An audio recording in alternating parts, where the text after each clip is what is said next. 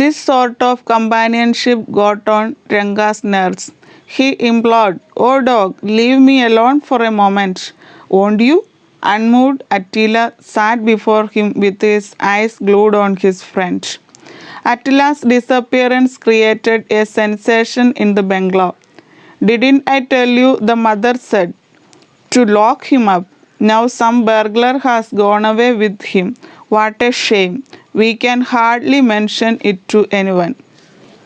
Dear students, we saw that Attila did not leave Ranga alone, not even for a minute. That made Ranga nervous.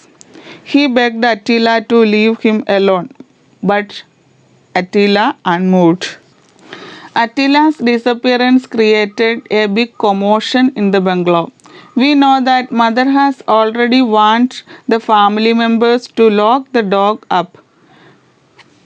She warned that otherwise he might call in burglar. Burglar means thief. Now some burglar has gone away with him. What a shame. We can hardly mention to it anyone. The mother says that it's a shameful thing and they cannot explain. They cannot say it to anyone.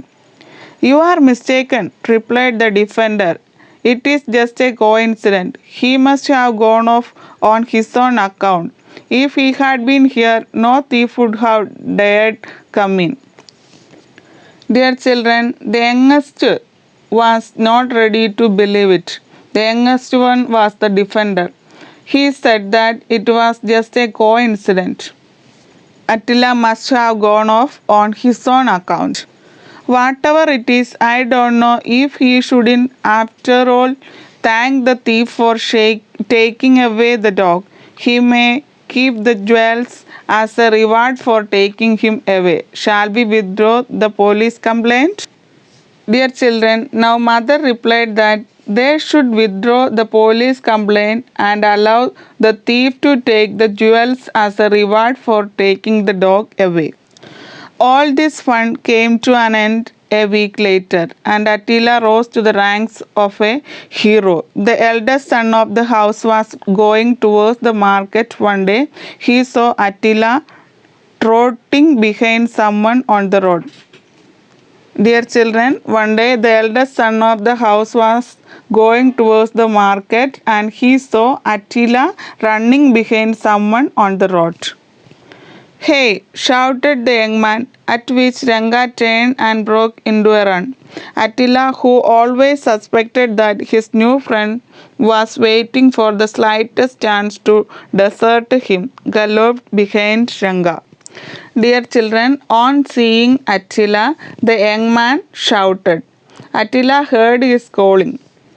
Ranga also turned back and he improved his running. Dear students, Attila also continued his running because he knew that Ranga is waiting for a chance to leave Attila. So the young man also started running behind Attila. "Hey!" shouted the young man, and he also started running. Attila wanted to answer the call after making sure of his friend, and so he turned his head for a second and galloped faster. Ranga dreadfully doubled his pace, but Attila was determined to stick to him at any cost. As a result, he ran so fast that he overtook Ranga and clumsily blocked his way, and Ranga stumbled over him and fell. As Ranga rolled on the ground, a piece of jewelry which he was taking to a receiver of stolen property flew from his hand. The young man recognized it as belonged to his sister and sat down on Ranga. A crowd collected and the police appeared on the scene. Attila was the hero of the day. Even the lady of the house softened towards him. She said, "Whatever one might say of Attila, one has to admit that he is a very cunning detective. He is too deep for words."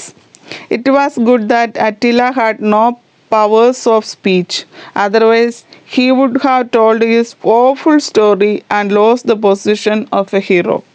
Dear children, the young man called Attila. Attila wanted to answer the call, but he knew that Ranga is waiting a chance to avoid Attila.